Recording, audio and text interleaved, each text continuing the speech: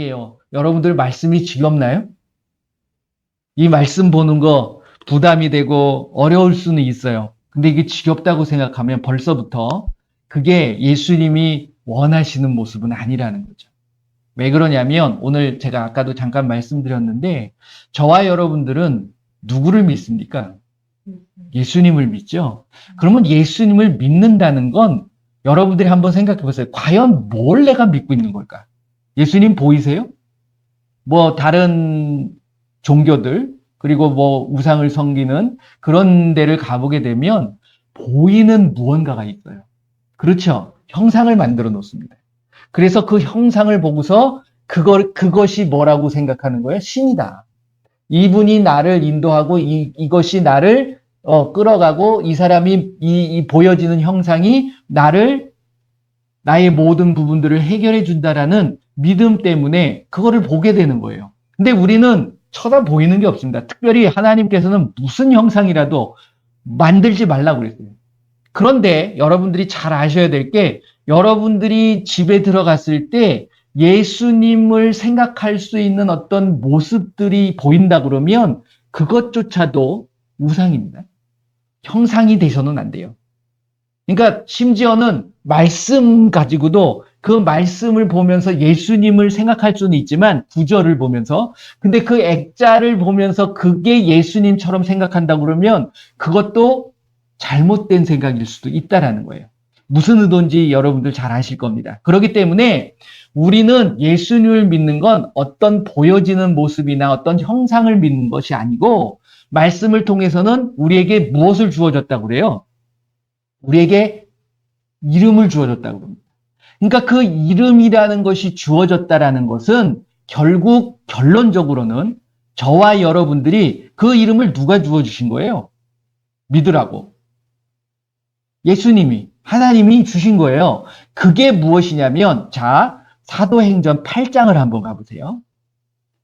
사도행전 8장을 보게 되면 재밌는 표현이 있습니다. 여기 사도행전 8장을 보면 사마리아에 이제 빌립이 가서 복음을 전하는데 자 8장 12절 말씀을 한번 보세요. 사도행전 8장 12절 같이 읽어봅니다. 시작. 빌립이 하나님의 나라와 및 예수 그리스도의 이름에 관하여 전도함을 그들이 믿고 남녀가 다 침례를 받으니 자 여기서 보게 되면 빌립이 사마리아 성에 가가지고서 이게 뭐냐면 복음을 전하는 거예요. 예수님께서 부활하시고 승천하시면서 한 500명 모인 그 제자들이죠. 그 무리들에게 예수님께서 명령하신 게 있습니다. 뭐라고 그러냐면 너희는 온 천하에 다니며 만민에게 뭘 전하라? 복음을 전하라 라고 얘기를 했어요. 그 복음의 핵심이 바로 이거예요. 빌립이 가서 사마리아 성에 뭘 전했죠? 하나님의 나라와 그렇죠. 및 그 다음에 예수 그리스도의 이름에 관하여 전도하는 거예요. 그러니까 저와 여러분들은 전도라는 것, 복음을 전한다는 것은 결국 하나님의 나라를 전하는 거예요. 마태복음 4장 17절 말씀, 여기 이렇게 다시 올 겁니다. 8장에 다시 올 건데 마태복음 앞쪽에 있죠. 마태복음 처음 4장 17절 말씀을 보게 되면 예수님께서 이제 공생애를 딱 시작하시면서 첫 일성이 바로 이 부분입니다. 17절, 4장 17절 같이 읽어봅니다. 이때부터 예수께서 비로소 전파하여 이르시되 회개하라 천국이 가까이 왔느니라 하시더라. 즉 뭐에 대해서 전해요? 천국, 하나님의 나라에 대해서 전하는 거예요. 그러니까 예수님께서 오셔서 3대 사역이 있었다고 그랬죠? 그게 뭐였어요? 처음에 가르치시고 두 번째 전파하시고 그 다음에 고쳐주시는 거예요. 그러니까 이게 결국 무엇에 대한 부분이냐? 왜 고쳐주시죠? 예수님이? 천국에 가면 아픈 사람이 있을까요? 없을까요? 마음이 아픈 사람이 있을까요? 없을까요? 없어요. 아픔 자체가 없어요. 병이 없어요. 그렇기 때문에 이 땅에서 하나님의 나라를 이루어 간다라는 건 질병이 있으면 됩니까? 안 됩니까? 안 되는 거예요. 마음의 병이 있으면 됩니까? 안 됩니까? 안 되는 거예요. 그러니까 평안함이 없으면 그건 하나님의 나라가 이루어지지 않은 거예요. 근데 예수님께서 먼저 내 가정과 내가 하나님의 나라가 이루어져야 되는 거야. 그래야지만이 내가 그걸 경험했기에 그 하나님의 나라를 전할 수 있는 거 아니에요? 지금 빌립이 8장으로 가보세요. 그래서 예수님도 회개하라. 천국이 가까웠다라는 것은 뭐냐면 너희들이 회개할 때 천국에 갈 수 있다라는 것을 우리에게 전하고 있는 부분이거든요. 그렇기 때문에 빌립이 사마리아 성에 가서 하나님의 나라를 위해서 전하는 것이 천국에 들어갈 수 있다. 근데 뭘 해야지 천국에 들어가요? 회개해야죠. 죄 사함을 받아야 된다는 거야. 그러니까 그 부분에 대해서 전하고 그 죄 사함을 누구의 이름으로 받아요? 예수님의 이름으로 받기 때문에 그 예수님의 이름에 관하여서 전하는 거예요. 그러니까 그들이 뭐 했다고 그랬어요? 믿었대요. 뭘 믿었어요? 예수님의 이름을 믿는 거죠. 왜? 예수님의 이름에 대해서 전하했으니까 그들이 예수님의 이름을 믿는 거예요. 할렐루야? 근데 이것을 뭐라고 표현하냐면, 자, 8장 12절 말씀 읽으셨잖아요. 보게 되면 사도행전 8장 12절, 14절 말씀 보세요. 그러니까 13절 보면 시몬도 믿었어. 그렇죠? 그 시몬이 뭐였냐면 읽어보시게 되면 마술하는 자였어요. 그러니까 마술사죠. 마술사인데 그 시몬도 믿고 침례를 받은 후에 전심으로 빌립을 따라다니며 그 나타나는 표적과 큰 능력을 보고 놀란 거야. 근데 나중에 이거를 돈으로 살려고 하다 혼나죠. 그런데 이제 14절 보게 되면 자, 그것을 뭐라고 표현하냐면 같이 읽어봅니다. 예루살렘에 있는 사도들이 사마리아도 하나님의 말씀을 받았다 함을 듣고 베드로와 요한을 보내매. 자, 이제 예루살렘에는 사도들이 있었어요. 지금 빌립은 예루살렘에 있는 게 아니라 어디에 있는 거예요? 사마리아. 그러니까 이스라엘 지도를 보게 되면 예루살렘 북쪽, 위쪽으로 올라가야지 사마리아가 있는 거예요. 뭐 그렇게 멀지는 않습니다. 이스라엘 땅 자체가 그렇게 크진 않기 때문에 우리나라 경상도만 할까요? 그런데 아무튼 사마리아 성에 소식이 들려왔는데 뭐라고 그러냐면 그들도 자 지금 보면 하나님의 나라를 전했고 예수님의 이름에 관하여 전도함을 듣고 그들이 믿었다는 거잖아요. 근데 이것을 14절에 뭐라고 표현하고 있어요? 하나님의 말씀을 받았다라고 해요. 제가 무슨 말씀을 드린지 이해되시나요? 저와 여러분들은 예수님을 믿는다는 건 결국 저와 여러분들에게 뭐가 있어야 되는 거냐면 하나님의 말씀이 있어야 되는 거예요. 여러분들이 말씀을 믿어야 된다는 거예요. 그러니까 그걸 듣고 나서 그들에게 이제 가서 사도들이 가가지고서 그들이 이제 예수님을 믿긴 믿었는데 뭘 모시지 못했냐면 성령을 모시지 못한 거예요. 그렇죠? 자, 16절 말씀 한번 보세요. 14절, 15절 보면, 자, 같이 읽어봅니다. 시작. 그들이 내려가서 그들을 위하여 성령 받기를 기도하니. 자, 여기서 참 재밌는 게 뭐냐면, 그들이 예수님을 믿는다라고 고백하는 것 자체가 누가 역사하시는 거예요? 성령이 역사하는 거예요. 본인의 어떤 노력이나 본인이 갖고 있는 지식, 경험 가지고는 절대로 예수님을 믿을 수 있다, 없다? 없는 거예요. 근데 여러분들이 예수님을 믿는다는 게 뭔가 내가 갑자기 띵 해가지고서 믿어지는 게 아니고요. 누군가가 도와주셔야 된다는 거예요. 그게 누구냐면 성령이 도와주십니다. 마태복음 22장 43절 말씀을 보게 되면 그렇게 고백을 합니다. 한번 가보세요. 제가 이제 말씀을 풀어가는 부분들을 여러분들이 좀 잘 이해를 하셨으면 좋겠어요. 마태복음 22장 43절. 찾으셨어요? 예, 그러면 같이 한번 읽어봅니다. 시작. 이르시되 그러면 다윗이 성령에 감동되어 어찌 그리스도를 주라 칭하여 말하되 다윗도 그리스도를 아직 예수님을 본 적도 없어요. 근데 분명히 예수님이 이스라엘 땅에 자기의 후손으로 올 거라는 사실을 다윗이 알았어. 그걸 누가 알게 해주신 거예요? 성령이 알게 해주신 거예요. 그러니까 성령이 알게 해주심으로 성령의 감동받아서 그분이 누가 되신다? 메시아, 주가 되신다라는 것을 고백하는 거예요. 그러니까 이 고백이 성령이 역사하셔야 된다는 거예요. 그런데 재밌는 건 자, 사도행전 8장으로 다시 가시면 왜 이 8장이 굉장히 중요합니다. 8장 지금 15절 16절 말씀을 보는데 그들이 내려가서 자, 말씀을 받았어. 예수 그리스도 하나님의 나라와 예수 그리스도의 이름에 관하여 듣고 그들이 믿고서 뭘 받았어요? 침례를 받았어요. 예수님 믿은 거잖아요. 그런데 예수님 믿을 때 성령 역사해요, 안 해요? 했어요. 성령이 역사했는데 성령은 받지를 못했대. 그러면 성령이 역사했는데 받지를 못했다는 건 성령이 어디에서 있는 거예요, 지금? 밖에 있는 거야. 내 안에 있는 게 아니라 밖에 있기 때문에 그 성령을 내 안에 모셔야 되는 거예요. 이것이 바로 우리가 할 수 있는 사역이 돼야 된다. 근데 왜 성령을 받게 하느냐? 자, 읽어보시게 되면 15절, 16절 받기를 기도하니 16절 이는 아직 한 사람에게도 성령 내리신 일이 없고 오직 주 예수의 이름으로 침례만 받을 뿐이더라. 17절 이에 두 사도가 그들에게 안수함에 성령을 받는지라. 할렐루야. 누군가가 성령을 받게 해주시는 모습이 있어야 돼요. 이 성경을 보게 되면 처음에 성령은 역사하십니다. 교회에 오는 것, 어떤 모임에 가서 예수님에 대한 말씀을 듣는 것, 이게 결코 내 힘으로 되지 않아요. 이게 성령이 역사해 주시는 거예요. 그러니까 그만큼 성령이 역사한다는 건 하나님께서 그분에 대해서 관심을 갖고 있다라는 거예요? 아니에요? 관심을 갖고 있다라는 거예요. 여러분들은 하나님께서 관심을 갖고 계시는 분들입니다. 축하드립니다. 네. 그래서 이제는 함부로 내가 살아가면 안 되는 거예요. 그런데 중요한 건 그렇게 살아가는 것으로 끝나는 게 아니라 이제는 그 성령을 내 안으로 끌어와야 돼. 할렐루야. 이게 뭐냐면 이제 말씀을 제가 여태까지 조금 말씀드렸던 고린도전서 3장 16절의 말씀 뭐죠?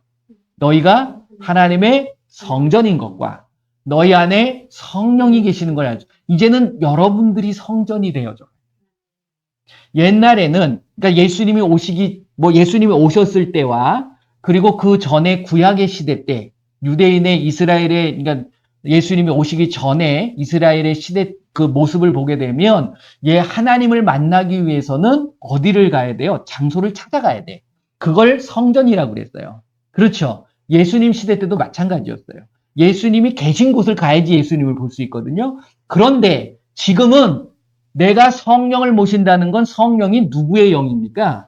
하나님의 영이고 예수님의 영이에요. 그렇기 때문에 그 성령이 내 안에 계신다는 건 내 안에 누가 계신다는 거예요? 하나님이 계신다는 거예요. 그러니까 내가 예수님을 찾아갈 필요가 있어요, 없어요? 없다라는 거야. 그렇기 때문에 저와 여러분들이 성전이 돼야 돼요. 그 성전이 되기 위해서는 내 안에 뭐가 있어야 된다? 성령, 예수님이 계셔야 된다는 거예요. 그 예수님이 계시기 위해서 성령을 모셔야 된다. 그런데 제가 지금 뭐에 대한 말씀을 드리는 거예요? 말씀에 대한 부분을 드리는 거잖아요. 그 말씀이 곧 누구세요? 예수님이라는 거예요. 그렇죠? 요한복음 1장 1절 찾아볼까요?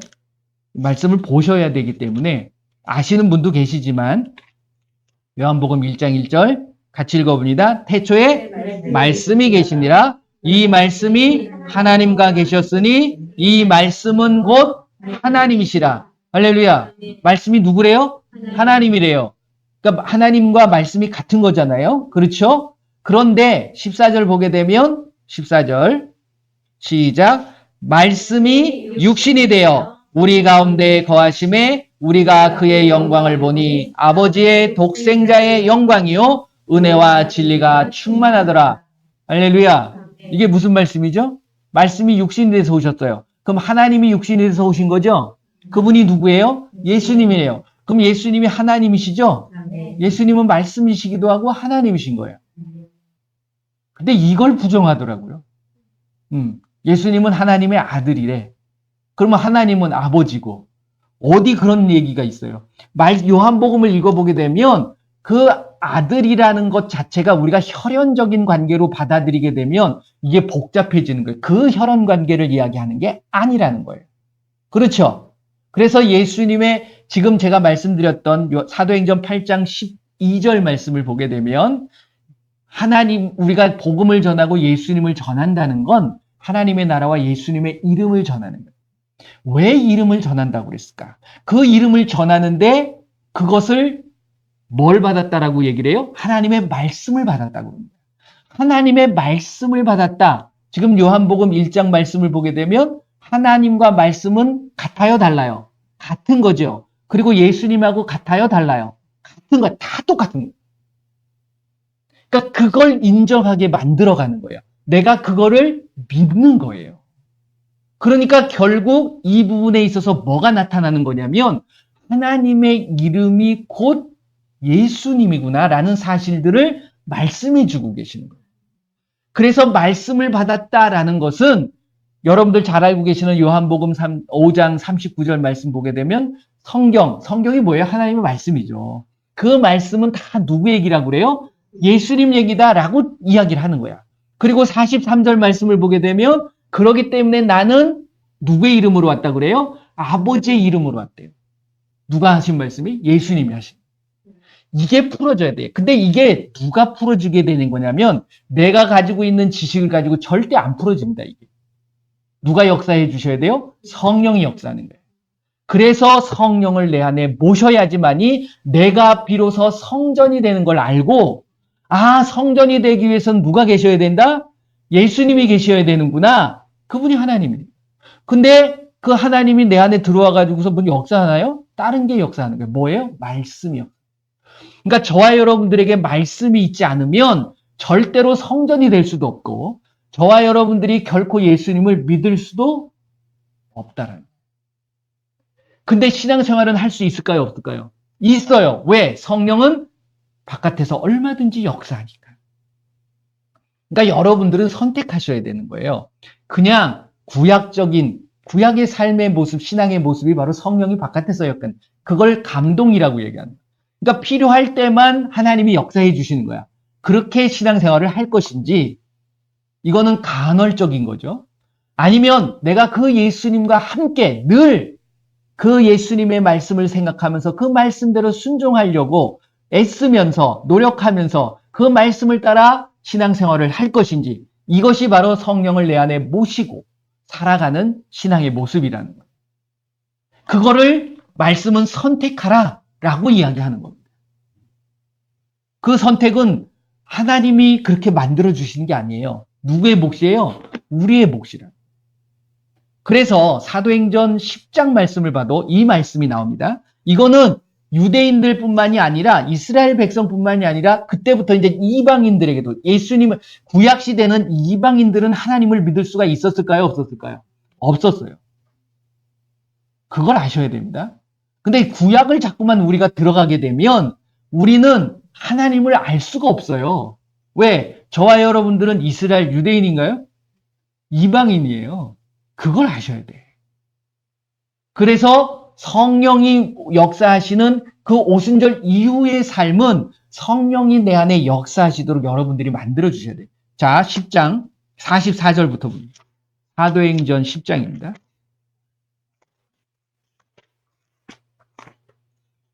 사도행전 10장 44절서부터 47절까지 한번 읽어보겠습니다. 같이 읽어봅니다. 시작. 베드로가 이 말을 할 때에 성령이 모든 사람에게 내려오시도 잠깐만 성령이 내려오세요. 근데 누구한테 내려오죠? 뭐 하는 사람들한테? 말씀을 듣는 사람에게입니다. 그걸 여러분들이 잘 아셔야 돼요. 요한복음 14장 26절 제가 지겹도록 얘기하죠. 그게 뭐냐면 성령은 우리가 사도행전 1장 8절 말씀만 가지고서는 성령의 모든 걸 알 수가 없어요. 그 사도행전 1장 8절은 뭐라고 그럽니다. 오직 성령이 임하시면 너희가 권능을 받는데. 그러니까 우리는 성령이 힘을 주신다라고 생각을 합니다.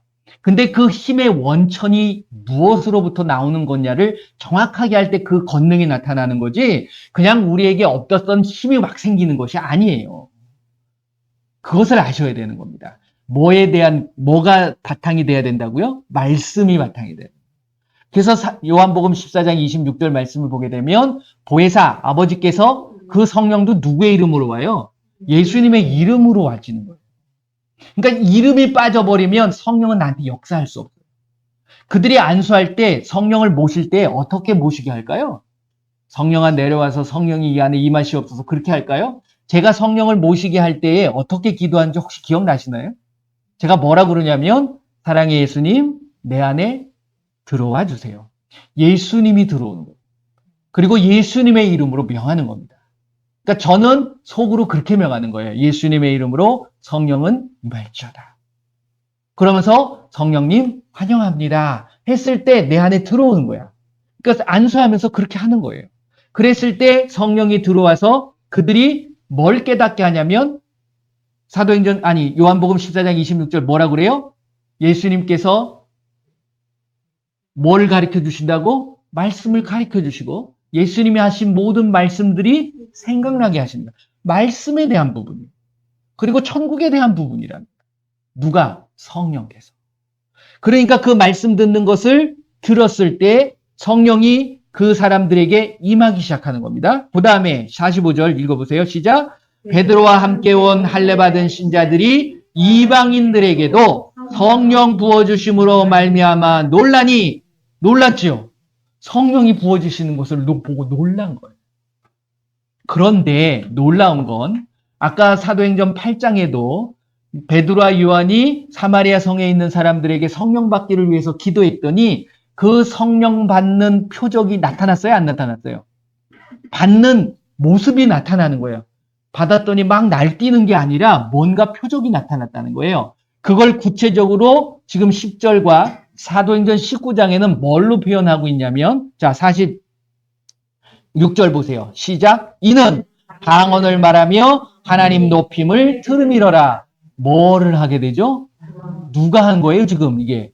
이방인들이 하는 거예요. 고넬료 백부장이 로마 사람. 그 이방인들이 방언을 하게 됩니다. 나중에 19장을 보게 돼도 한번 보세요. 사도행전 19장 5절 6절 한번 보겠습니다. 같이 읽어봅니다. 시작. 그들이 듣고 주 예수의 이름으로 침례를 받으니 자 예수님을 믿었어요 안 믿었어요? 믿었죠? 그럼 성령이 역사했어요 안 했어요? 했지요? 자 그러면 성령이 임한 거예요? 바깥에서 역사한 거예요? 바깥에서 역사한 거예요. 그러니까 만약에 임했다 그러면 성령 받도록 할 필요가 없죠. 근데 6절 보면 바울이 그들에게 안수함에 성령이 그들에게 임하심으로 뭐래요? 방언도 하고 예언도 하고 성령이 역사하는 모습이 내 안에 성령이 임한 표적으로는 그러니까 그 나타남이 뭘로 나타나는 거냐면 방언으로 나타나요. 방언은 뭐냐면 외국어예요. 맞아요.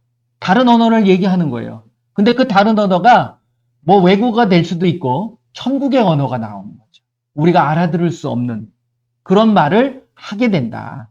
누가 하게 만드는 거예요?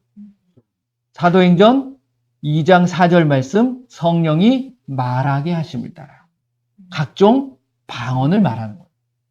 그러니까 성령이 내 안에 임함으로 이제 방언을 하는 의미가 뭐냐면 방언의 개념이 뭐라고 그랬죠? 제가 2주에 거쳐서 그 부분에 대한 말씀을 드렸어요. 왜 그러냐면 이걸 아직도 깨닫지 못하시는 분들이 계셔요. 뭐죠? 방언의 의미가 뭐죠? 하나님하고 영의 비밀을 이야기하는 거야. 영의 기도라는 거야.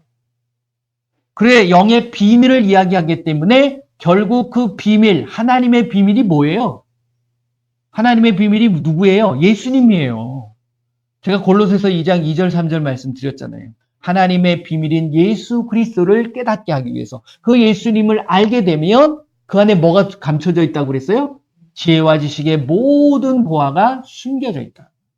누구 안에? 예수님 안에. 그럼 예수님 안에라는 것이 뭐예요? 말씀 안에. 이 말씀 안에 지혜와 지식의 모든 보화가 숨겨져 있는 거예요. 할렐루야? 그러니까 여러분들이 예수님을 믿는다는 건 결국 무엇을 믿어야 되냐면 말씀을 믿으셔야 돼요. 여러분들 말씀을 얼마나 믿으세요? 말씀을 믿는다라는 건 내가 누군가를 믿어요. A라는 사람이 B를 믿어. 그럼 B가 나한테 뭐라고 얘기를 했어. 나 이렇게 좀 해줄래? 그러면 A라는 사람이 B를 믿었기 때문에 그대로 행동을 할까요? 안 할까요? 행동 안 하면 믿는 거예요? 안 믿는 거예요? 예수님을 여러분들이 믿는다고 그러면 예수님이 하신 말씀대로 사셔야 돼요? 안 사셔야 돼요? 그런데 사세요? 안 사세요? 그럼 믿는 거예요? 안 믿는 거예요? 간단해요. 그런데 우리는 부득불 우겨 믿는다고. 근데 삶에 정말 예수님의 말씀대로 살아가고 있느냐 이거. 여러분들은 말씀대로 사세요. 사람의 말을 듣고서 그 사람의 말을 따라가지 마세요. 사람이 중요한 게 아닙니다. 요즘 보게 되면 많은 분들이 저도 뭐 유튜브를 해요. 영상을 올리긴 합니다. 그런데 다른 영상을 올리지는 않아요. 제가 어느 순간부터 깨달은 거예요. 다른 영상을 보게 되면 사람들은 호기심이 있게 마련입니다. 그러다 보니까 남들하고 좀 다른 어떤 독특한 것들이 나타나게 되면 보게 되죠. 당연히 눈길이 가게 돼 있는 거예요. 그렇게 해야 하는 것이 과연 복음을 전하는 것에 맞는 거냐? 저는 거기서 참 고민을 많이 했었어요. 그러면서 저한테 주셨던 오늘 같이 나눴던 것처럼 결국 말씀이구나. 이 말씀을 깨달은 자들이 결국은 그 말씀대로 행하는 것이고 그 말씀에 나타나는 뭐가 권세와 능력이 나타날 수 있는 거예요. 예수님도 그 부분을 하신 거예요. 다른 게 아니라. 사도행전 4장 말씀을 보게 되면 요한복음 4장이죠. 요한복음 4장 한번 보실래요? 요한복음 4장 34절.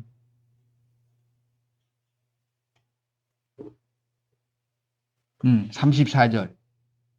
자, 읽어보세요. 요한복음 4장 34절 같이 읽어봅니다. 예수께서 이르시되 나의 양식은 나를 보내신 이의 뜻을 행하며 그의 일을 온전히 이루는 이것이니라. 그러니까 이게 이제 여기도 이제 사마리아 성인데 사마리아 성에 있는 여인을 만난 장면입니다. 그랬을 때 여기서 이제 예배에 대한 부분도 이야기를 하시면서 장소가 중요한 게 아니라 내가 있는 곳에서 누구를 예배하면 돼요? 하나님을 예배하면 되는 것이다. 근데 그 예배의 초점이 뭐다? 뭘로 드려진다? 영과 진리의 예배가 된다. 이 영과 진리가 결국 뭐죠? 요한복음 6장 63절 예수님의 말씀이 영이라는 사실. 그러니까 말씀이 영이에요. 진리는 요한복음 17장 17절 하나님의 말씀은 진리니이다. 결국 영과 진리의 예배는 말씀의 예배는 말씀이 선포되어지고 그 말씀을 내 안에 담고 그 말씀대로 행하고자 결단하는 시간들이 예배 시간이 돼야 됩니다. 그러니까 여러분들의 삶도 예배가 된다는 것은 결국 여러분들의 삶 속에 무엇이 역사되어져야 되는 거예요? 말씀이 역사되어져야 된다는 거예요. 그러면서 예수님은 또 뭐라고 지금 34절 읽으셨잖아요. 그때 이제 예수님이 계셨을 때 그 이제 점심 때 먹을 때가 되니까 식사 때가 돼서 제자들이 이제 먹을 걸 구하고 가지고 온 거예요. 그리고 나서 이제 예수님한테 와가지고서 자 드세요. 배고프 시장하실 텐데 음식을 좀 드세요 했을 때 예수님이 하신 말씀입니다. 뚱딴지 같은 말씀을 갑자기 하신 이유가 그거예요.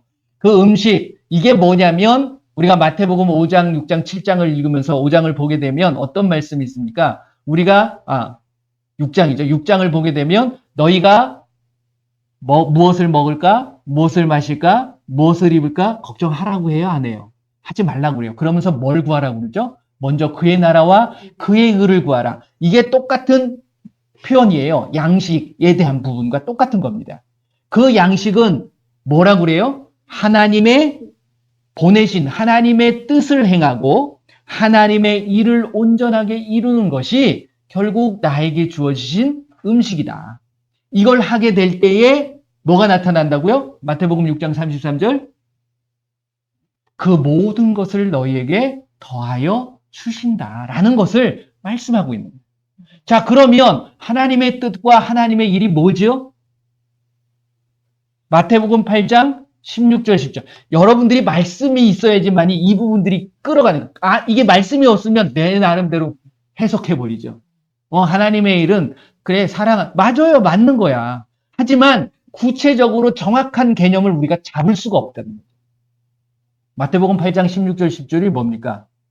저물매 사람들이 귀신 있는 자를 많이 데리고 예수께 오거늘 예수께서 말씀으로 귀신을 쫓아내시고 말씀으로 병을 고치시는 거예요. 이것이 결국 뭐예요? 이사야 선지자가 원래 뭐라고 말해요? 우리의 연약한 것을 친히 담당하시고 병을 짊어지셨도다 함을 이루기 위한 뭘 이루는 거예요? 말씀을 이루는 거예요. 귀 있는 자는 성령이 교회들에게 하시는 말씀을 들을지어다. 요한계시록의 말씀이죠. 여러분들 잘 들으셔야 돼요. 이 교회는 여러분들이 교회예요. 이곳이 모인 어떤 건물이 교회가 아니에요. 여러분들이 성전이기도 하고 교회이기도 한 겁니다.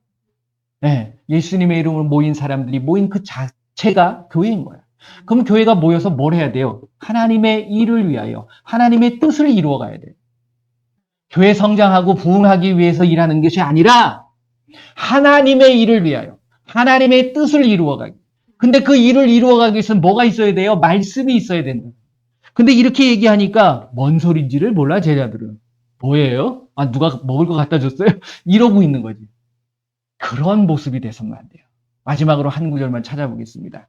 여러분들 히브리서 5장 말씀 잘 아시죠? 12절, 13절, 14절. 히브리서 쭉 뒤로 넘어가서 5장 12절, 13절, 14절. 같이 읽어봅니다. 때가 오래되었으므로 너희가 마땅히 선생이 되었을 터인데 너희가 다시 하나님의 말씀의 초보에 대하여 누구에게서 가르침을 받아야 할 처지이니 단단한 음식은 못 먹고 젖이나 먹어야 할 자가 되었도다. 이는 젖을 먹는 자마다 어린아이니 의의 말씀을 경험하지 못한 자요. 단단한 음식은 장성한 자의 것이니 그들은 지각을 사용함으로 연단을 받아 선악을 분별하는 자들이니라. 말씀이 없으면 선악을 분별할 수 있다 없다? 없어요. 갓난아기가 젖먹이가 선악을 분별하던가요? 자기가 모든 게 다 선한, 자기한테 유리한 건 다 선한 거고 자기한테 불리한 건 다 악한 거야. 여러분들 그렇게 사시면 안 되잖아요. 나한테 유익한 게 다 선이에요? 세상 사람들은 자기에게 불리한 건 다 악입니다. 그렇잖아요. 돌아가는 모습들이. 그러기 때문에 자기가 기준이 되는 거예요. 근데 믿는 자들의 기준은 뭐가 돼야 될까요? 하나님이 되셔야 되는 거죠. 그러니까 하나님이 되신다는 게 뭐가 있는 거예요? 말씀이 있으셔요. 하나님의 말씀은 살아있고 활력이 있어. 좌우의 날선 어떤 검보다도 예리하여 우리의 혼과 영과 및 관절과 골수를 찔러 쪼개기까지 하며 우리의 마음의 생각과 뜻을 판단, 분별하나니. 한 주간 동안의 삶을 살아가시면서 여러분들이 가까이 해야 될 것은 말씀. 다른 거 가까이 하지 마세요. 저도 유튜브를 하지만 유튜브 많이 보지 마세요. 그거 결코 좋지 않습니다. 그거 보다 보면 딴 거 들어가. 이게 왠지 모르게 딴 거 막 눈에 왜 현혹을 시키잖아요. 미혹하거든요. 그래서 저는 올리는 이유가 그냥 말씀 같이 나누고 그 말씀을 통해서 한 주간 동안 말씀을 따라 살아가자. 이런 의미에서 올리는 거예요. 저 영상을 많이 봐달라고 올리는 것도 결코 아닙니다. 예. 그러니까 제가 점점 깨달아지는 것은 오히려 더 인터넷이 발달이 되고 뭐 과학이 발달이 될수록 여러분들은 더 아날로그가 되셔야 돼요. 말씀을 더 가까이 하셔야 돼요. 이걸 가지고 성경 보시지 마세요. 오히려 이 책자를 보고 이 말씀 글자 하나하나를 따라가면서 볼 수 있는 그런 것이 됐을 때 비로소 하나님을 더 만날 수 있고 그 하나님의 뜻을 바로 알아갈 수 있는 우리들의 모습이 될 줄로 믿습니다.